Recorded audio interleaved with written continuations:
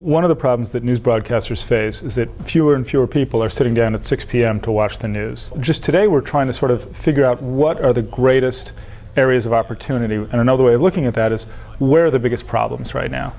Where are news broadcasters losing people to other forms of media?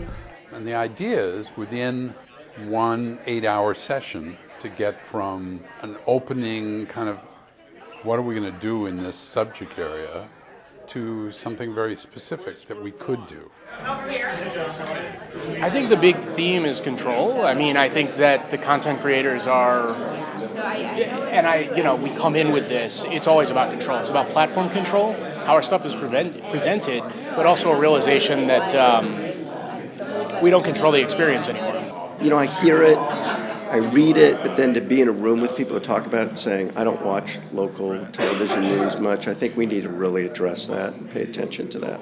Once we sort of figured out what the real problems are for the news broadcasters, then we want to bring the technology people back into the fold and say, okay, now that we really understand the problem, and in the context of changing viewer habits, in the context of increasing time constraints of the viewers, how can we use technology to try to solve this problem and create a richer, better product that's going to give the audience more value?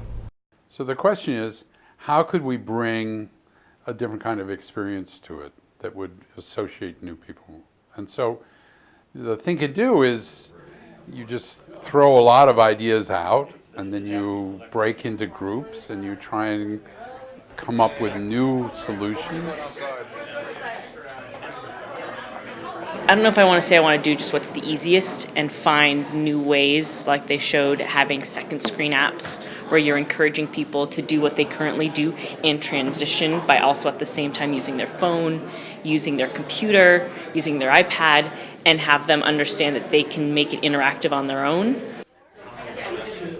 What if during the course of the day I could, with your permission, collect your tweets, what you were posting on Facebook, what you were reading on, that you liked on Facebook, and a bunch of data, and understand what you were interested in that day.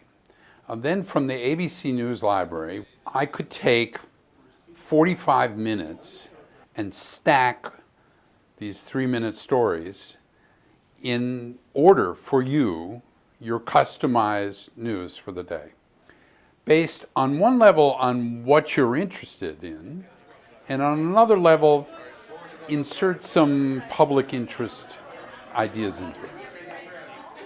We're living in one of the most tremendous revolutions in the way that people consume information. Yet a lot of the way in which news is produced has remained fixed for quite some time. So we think that this is a tremendous opportunity to discover new ways to innovate.